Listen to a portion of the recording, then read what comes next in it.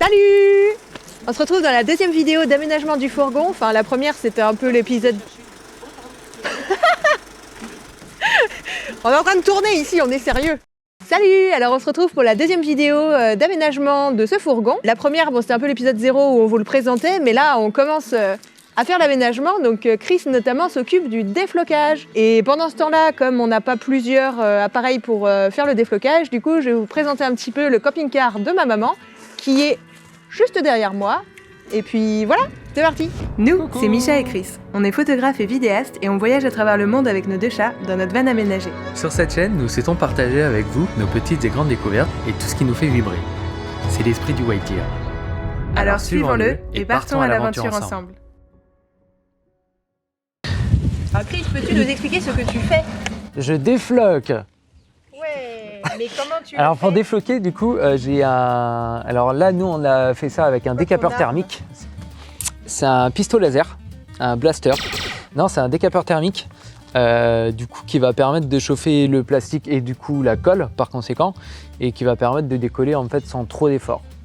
Donc après, aussi le fourgon, sans abîmer le fourgon. Il faut faire attention. Là, c'est de la tôle, donc c'est moins gênant. Mais par contre, sur le pare-choc, sur le capot du pare-choc, en fait, c'est pas de la tôle. Donc du coup, il faudra peut-être faire attention parce que le décapeur thermique, ça peut, comme son nom l'indique, en fait, à la base, c'est pour décaper littéralement la peinture, quoi. Ça peut être un peu donc, trop violent, quoi. Faut faire attention. Donc pas trop longtemps. Et donc, outil aussi indispensable. Ouais, la rallonge électrique. Rallonge électrique. Rallonge électrique, parce que du coup, c'est bien pratique. Bon, du coup, c'est un peu long, hein, forcément. Ça se fait bien, hein, mais bon. Chauffe un peu. Une fois que c'est chaud, hop. Bien choper un angle.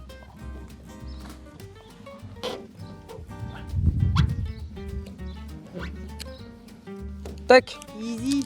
Et après, voilà. un petit coup d'éponge là pour enlever ouais, les faudra, traces. parce que là, techniquement, c'est surtout de la crasse en fait qui s'est accumulée sur les bordures.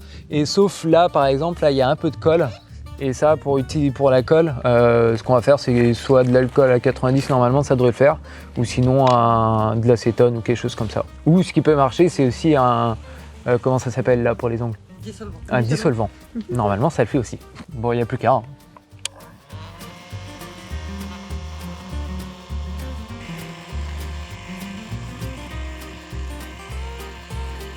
Bon, et pour l'instant, ça n'a pas beaucoup avancé parce qu'en fait, au passage, on est venu faire les travaux chez ma maman et du coup, on était occupés à refaire le monde avec mon petit frère et ma maman pendant que Chris essayait de bosser tout seul sur le fourgon, voilà. Heureusement que vous êtes arrivé à 9h pour travailler sur le fourgon. Pour travailler 1 heure.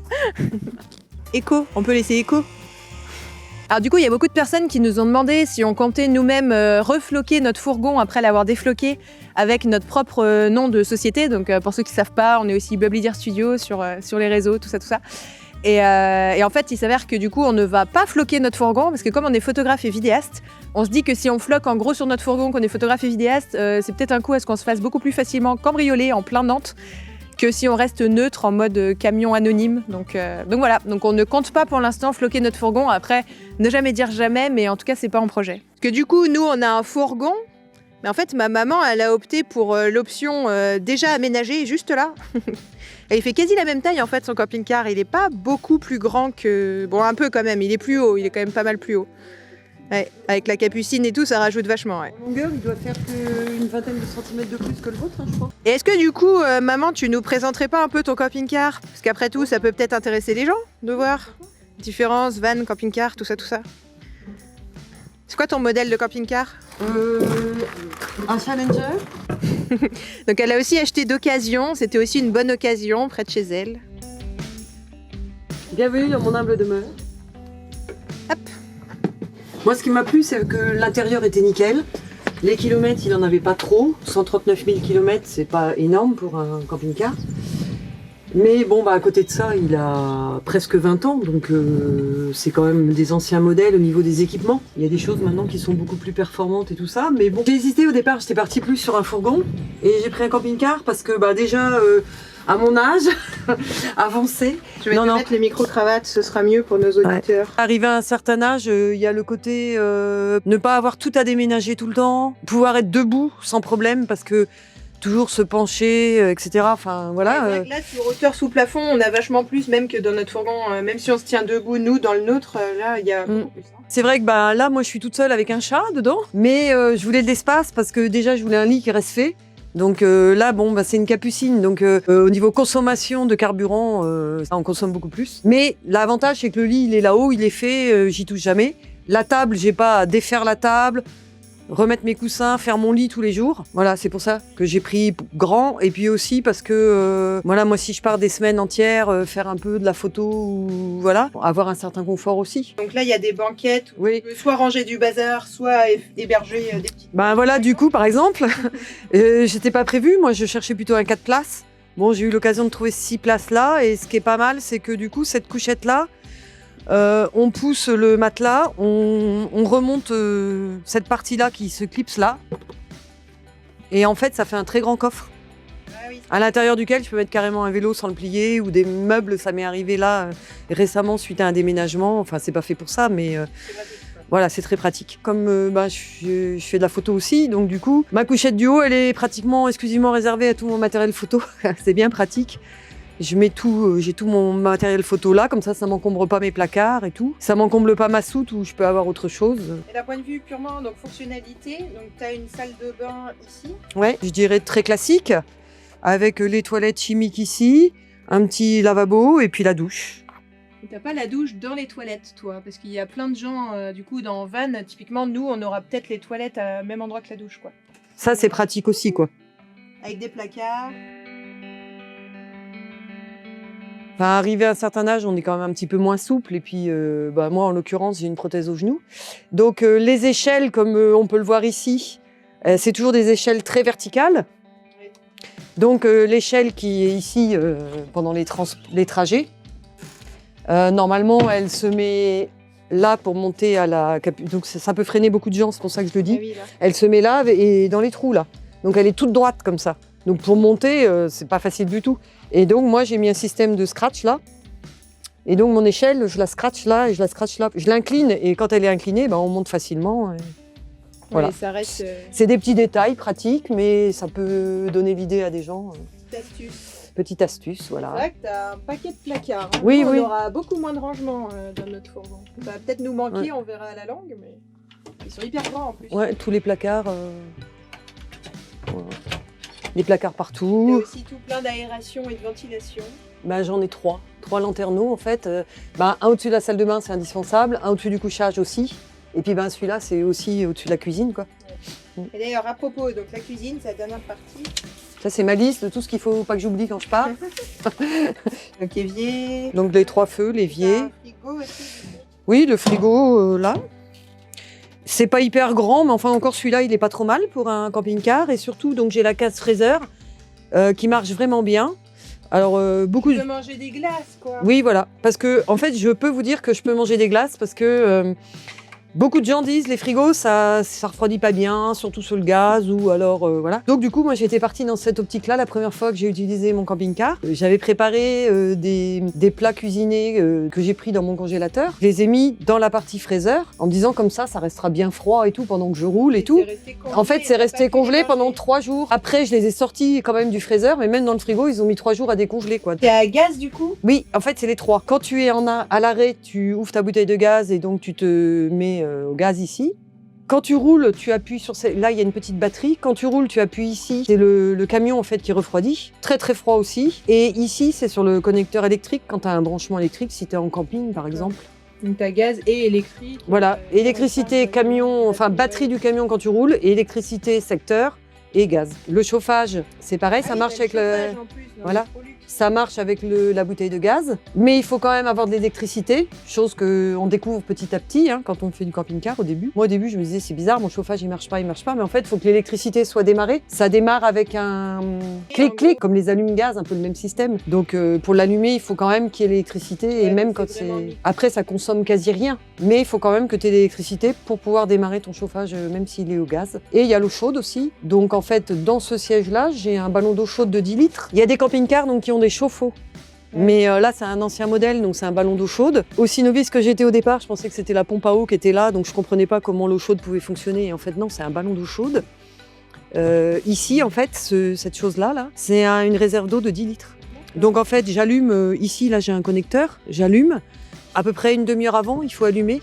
Et au bout d'une demi-heure, en fait, on a de l'eau chaude. Puisqu'en fait, c'est le temps que prend à peu près à chauffer les 10 litres d'eau. Donc bien sûr, il ne faut pas être à 4 à se doucher à la suite, parce que 10 litres d'eau chaude, ça part vite.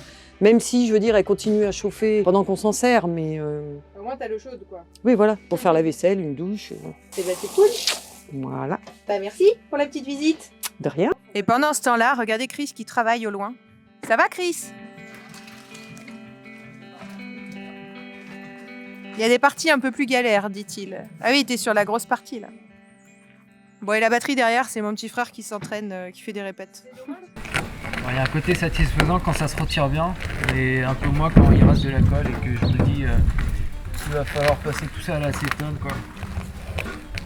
Et oui, si on avait eu 2 décapeurs thermiques, on aurait pu aider Chris, mais quel dommage, du coup, on peut pas, là. Remarque, on pourrait prendre un sèche-cheveux.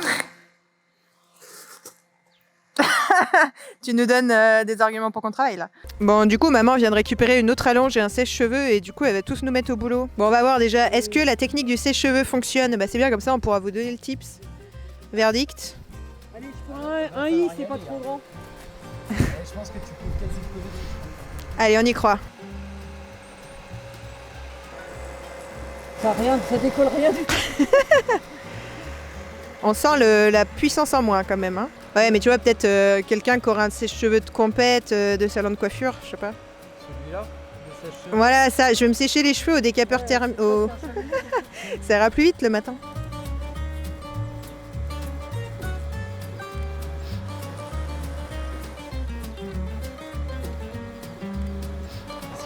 Il aurait fallu la...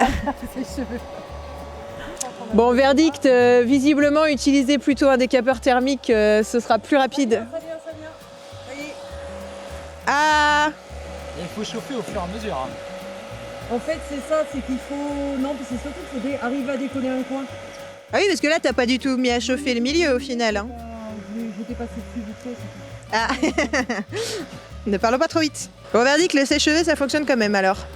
Juste, c'est moins rapide, bon, de toute façon assez évidente. Et bien, sur ce, on a presque un côté entier défloqué. Et ben, ça fait presque bizarre de voir son fourgon tout blanc, parce qu'on l'a jamais vu comme ça. Allez. Tiens, Ça va être en premier. Ah, t'as choisi une lettre facile. Ah, les ongles sur la carrosserie. Attends, on va faire un gros plan sur sa tête. Visiblement, elle brûle la main. Je déteste le bruit des ongles sur la carrosserie, ou la sensation de l'ongle qui gratte. Ouais, j'avoue Tu que... fais du bruit, maman, encore plus, toi. Et voilà. Ça fonctionne bien. C'est facile, en vrai. Ça va. Alors cette fois-ci, on est chez le papa de Misha pour faire la suite du déflocage. Avec un magnifique soleil, donc pour le coup, c'est franchement agréable. Et elle a déjà fait toute cette partie-là qu'on ne voit pas. Elle fait ça bien, hein. Non, regardez la satisfaction. C'est en train de marcher, sinon je ne sais pas. De tout décoller en un coup.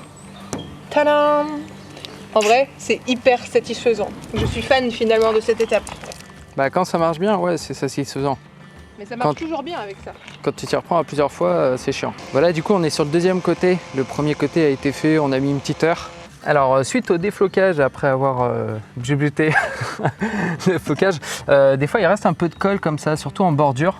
Tout le temps Et, en fait. et surtout, de l'autre côté, j'ai eu des grosses galères sur les grosses parties là, parce qu'il y avait pas mal de colle qui était resté collé.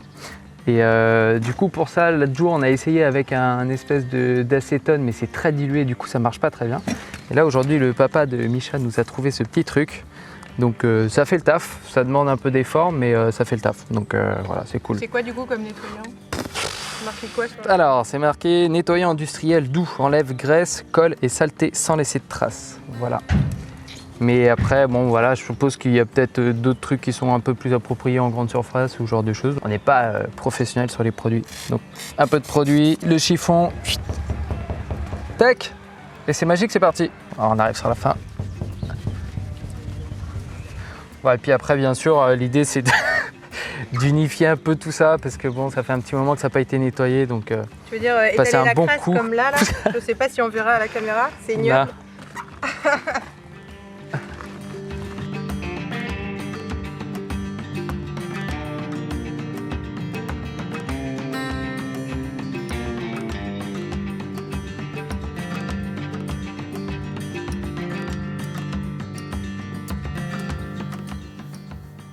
Alors c'est bien Chris de nettoyer la colle des stickers du fourgon. Comme ça. L'étape -1 de l'aménagement est bientôt terminée. À bientôt pour la suite de l'aménagement de Rudolf et bon voyage à toutes et à tous.